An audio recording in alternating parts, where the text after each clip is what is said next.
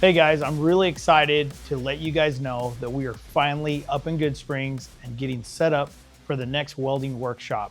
So if you guys clicked on the link, you obviously must be interested in welding, fabrication, and what I'm talking about here. And really what it comes down to is I have figured out a way to live my life being a welder. And I've always done really well with it. I've always made money with it. But more than anything, it is a great tool to have no matter what you do. There is so many different avenues of welding. Our world is all welded together. Everything. I mean, there's people all over the world that weld different kind of things, and and it's such a great thing to know, and it makes you better at everything that you do. I know that being a welder, believe it or not, makes me a little bit better of a mechanic in a way, because I know I can fix things that are broke. If there's a bolt broke off in that engine block, I can weld a nut on it and get it out.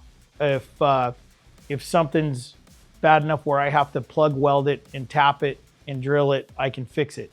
If there's gates here on my property that are broke, I can fix them. If my neighbor down the street has a problem with something in his yard or whatever, you can fix it. The sky's the limit. I mean, it's not only just little things that you could fix, but there's big things that you can put together, and how far you want to go with it. I know that now in our world, the welding world is coming a little bit narrowed down, because I don't think most guys will, I don't think they're willing to put in the effort, in the sweat and the torture a little bit.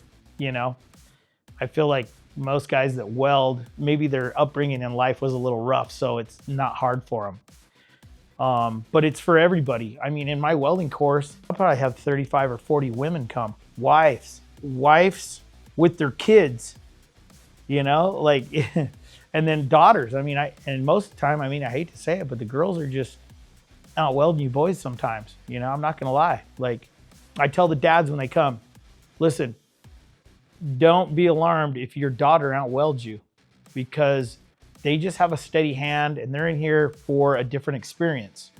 I think guys come in here and we want to weld, man. We want to weld. And girls are just like, yeah, we're just having fun in here. I want to go home and I want to make art and I want to do this and I want to do that. I've actually had a couple of them go and actually become welders, and they're good at it.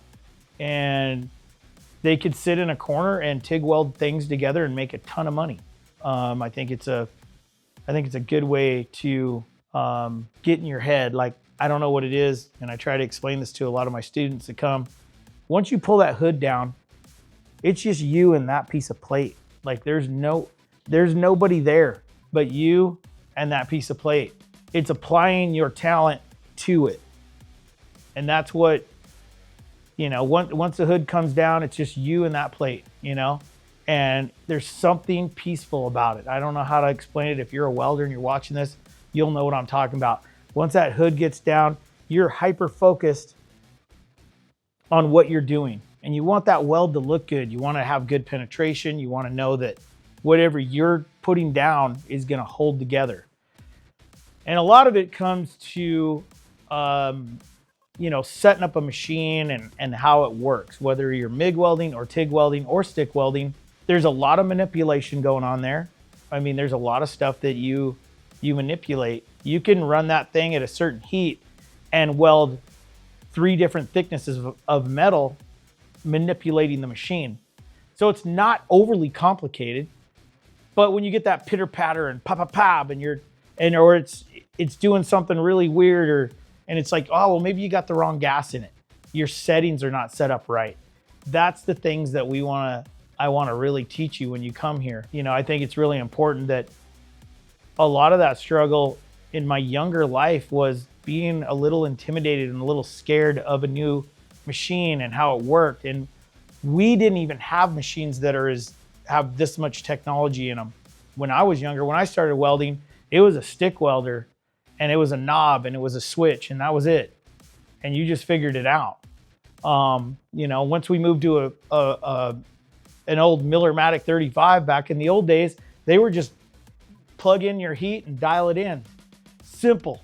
It was simple. And these are actually pretty simple too, but they're intimidating because they got switches, knobs, LED lights come on. You're like, oh my gosh, what's going on here? But it's really not that bad. I mean, once you get in here and you start playing with it and you start listening to the machine and you start, it starts to tell you what it wants when you learn. And that's really, when you start welding a lot, the machine will tell you what it wants.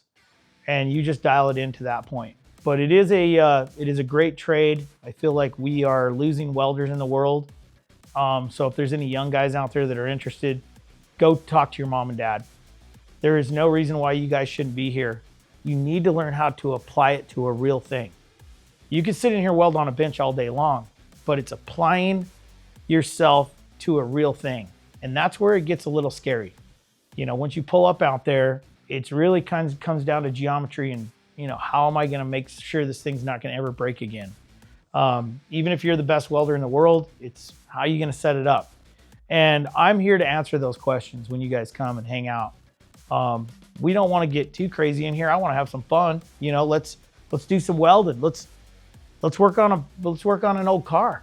I guess what I'm saying is, what we need to do is we need to bring some more welders in this world that'll put some things together, and it'll make you a better human being, and it'll give you stability. I feel like it's grounding when you have a trade like that, and it makes you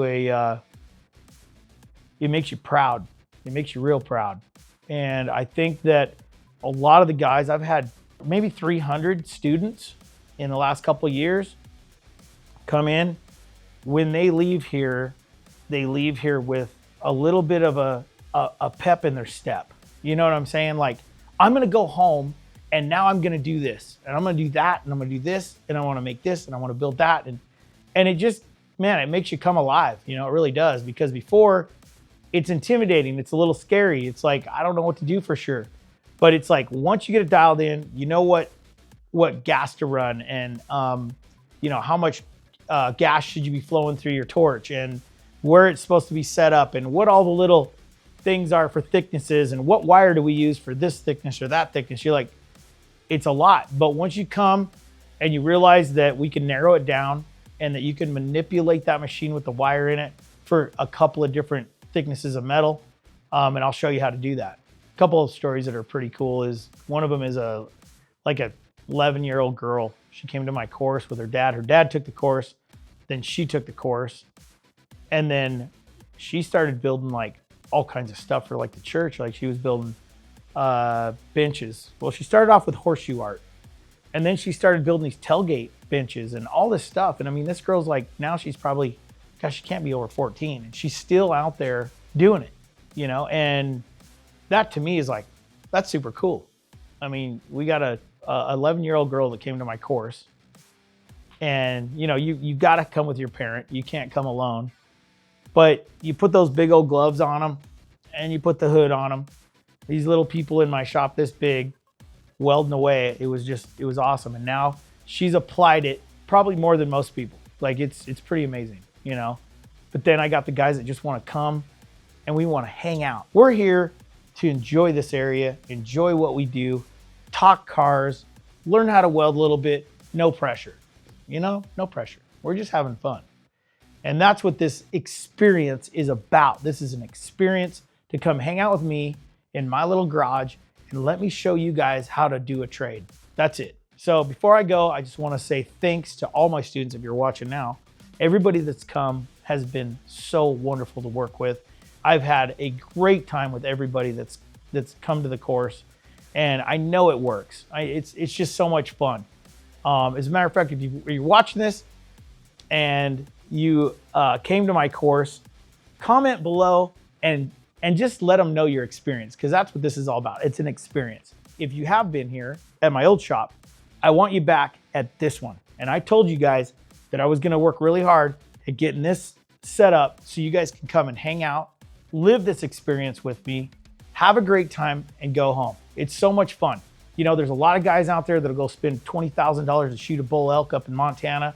They'll spend $20,000 to go catch fish out in the ocean. there's these experiences that these guys want to do. Well, let me tell you something. This is my experience. Come hang out with me. We'll have a great time, and you will not regret it, guaranteed. Okay, guys, look, if you're coming to the welder workshop, you will be using the Everlast welder. I've been getting along really well with this machine and the TIG welder. I love that TIG welder, by the way. Listen, one of the great things about Everlast is the customer service is what I really, really like about them. So if you're a beginner or if you got experience, this is the machine to have. If you do have a problem, you can call the guys and get a human being on the phone and talk to them about what the issue is. So that's why I go with this machine. I love the company and I'm gonna keep using it.